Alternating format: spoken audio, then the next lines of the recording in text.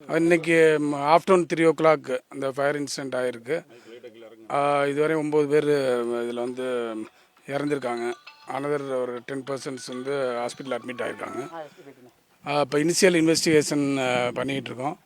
இது வந்து licence peso licence அதில் வந்து 2006 இது ஃபங்க்ஷன் ஆகிட்டுருக்கு. இப்போ 2016 வரையும் லைசன்ஸ் வந்து எலிஜிபிள்.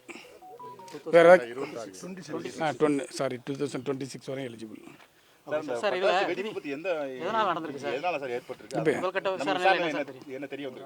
இல்லை என்னென்ன வயலேஷன்ஸ் நம்ம என்ன பார்க்கணும். இப்போ வந்து இது மாதிரி அதிக விபத்து நடக்கிறது காரணம் அன்ட்ரெயின்டு எம்ப்ளாயீஸ் வந்து யூஸ் பண்ணக்கூடாதுன்னு சொல்கிறோம். அது இல்லாமல் ஒவ்வொரு ரூம்ஸில் வந்து ஒன்லி 2 பேர் தான் இருக்கணும் ப்ரிப்பேர் பண்ணும்போது. ஃபோர்மேன் கண்டிப்பாக வந்து ப்ரெசென்ட்டில் இருக்கணும். இதெல்லாம் வந்து பேசிக் இது. அது தொடர்ந்து வந்து விழிப்புணர்வும் ஏற்படுத்திகிட்டு இருக்கோம். ஈவன் 3 days முன்னாடி கூட அவங்க எல்லாருமே வந்து நம்ம கூப்பிட்டு மீட்டிங் போட்டிருக்கோம். டிஸ்ட்ரிக்ட் அட்மினிஸ்ட்ரேஷன்லேருந்தும் ஃப்ரீக்வெண்ட்டாக வந்து சேஃப்டி மீட்டிங் பண்ணுறாங்க. ஃப்ரீக்வெண்ட் செக்கும் பண்ணிக்கிட்டு இருக்கோம். பட் இன்ஸ்பைட் ஆஃப் தட் இப்போ இது மாதிரி ஃபெஸ்டிவல் டயத்தில் அதிக டிமாண்ட் இருக்கும். எனக்கு இருக்கும் போது அவங்க சில சமயம் வந்து விதிமீறலில் வந்து ஈடுபடுறாங்க. என்னென்ன விதிமீறல்னு எல்லாம் ரெக்கார்ட்ஸை பார்த்துட்டு யார் மேலே சார் வழக்கு பதிவு பண்ண போகிறோம்?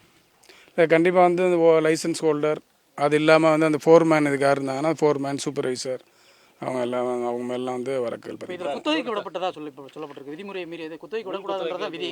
ஆனால் குத்தகைக்கு விடப்பட்டிருக்கிறதா விடப்பட்டு யாருக்கு குத்தகை நடத்துகிறாங்களோ அதே போல் லைசன்ஸ் ஹோல்டர் மேலே நடவடிக்கை. சார் தொடர்ந்து நம்ம வந்து அந்த விதிமீறிகளை வந்து மீறுவதை நம்ம கண்காணிச்சிட்டே வந்துட்டுருக்கோம். இப்படி இருந்தும் தொடர்ந்து விபத்துகள் ஏற்பட்டிருக்கு.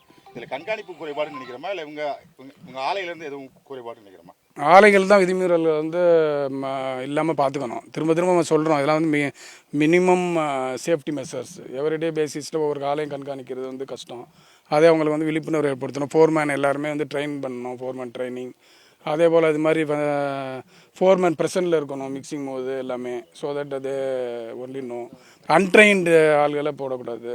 அது இல்லாமல் வந்து அதிக எண்ணிக்கையிலையும் ஆட்கள் போடக்கூடாது. ஒவ்வொரு ரூம்லேயும் 2 பேர் தான் இருக்கணும். இதில் வந்து பேசிக் நார்ம்ஸ் இதெல்லாம் சேஃப்டி பிரிக்காது ஃபாலோ பண்ணணும். இந்த விபத்து தொடர்ந்து எச்சரிக்கை என்ன மாதிரியான எச்சரிக்கை சார் விட்றீங்க பட்டாசு ஆலை நிர்வாகங்களுக்கு? இப்போது அது விதிமீறலில் இருக்கிறவங்களும் கண்டிப்பாக வந்து வழக்கல் பதிவு செய்கிறது மட்டும் இல்லாமல் அதை வந்து லைசன்ஸ் கேன்சலேஷனும் ரெக்கமெண்ட் பண்ணுவோம்.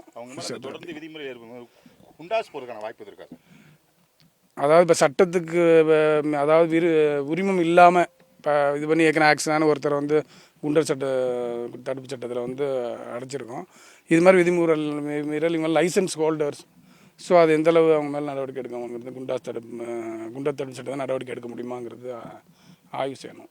இந்த பட்டாசு தொழிலாளருக்குன்னே வந்து ஒரு இது இருக்குது சார். அதாவது அவங்களுக்கு வந்து விதிமுறைகளை சொல்கிறதுக்கோ அவங்களுக்கு வந்து பட்டாசு ஆலையில் வேலை பார்க்கறதுக்குள்ளான பயிற்சி முகாம் கொடுக்கறதுக்கோ இங்கே வந்து ஒரு இது இருக்குது. அது முறையாக வந்து செயல்படுதான்றதை நம்ம அதிகாரிகள் வந்து சரியாக வந்து கண்காணிக்கிறாங்களா சார்?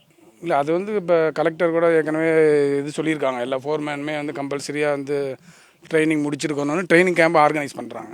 இப்போ இதில் வந்து அவர் அந்த ஃபோர்மேன்லாம் இருக்காங்க, சூப்பர்வைசர் இருக்காங்க. பட் அவங்க ஃபிசிக்கலாக அன்றைக்கி வந்து ப்ரெசென்ட்டில் இருக்கணும். மிக்சிங் போது அவங்க சூப்பர்வைஸ் பண்ணணும். அதர்வைஸ் வந்து எம்ப்ளாயீஸ் அதே போல் அதிக எண்ணிக்கையில் வைக்கக்கூடாது. ட்ரெயின்டு எம்ப்ளாயீஸ் பயன்படுத்தணும். இப்போ இதில் வந்து விமன்லாம் வந்து அதிகம் அதில் இறந்துருக்காங்க. இப்போ அதில் வந்து அவங்கெல்லாம் ப்ராப்பர் ட்ரெயின்டாங்கிறத வெரிஃபை பண்ணணும். எவ்வளோ நாளாக இருக்காங்க, பெர்மனெண்ட்டாக இருக்காங்களா. அந்த டயத்தில் வந்து அதிக டிமாண்ட் இருக்குங்கிறதுனால டெம்பரரியாக யாராவது அன்ட்ரெயின்டு கொண்டு வரும்போது இது மாதிரி விபத்துகள் நடக்குது.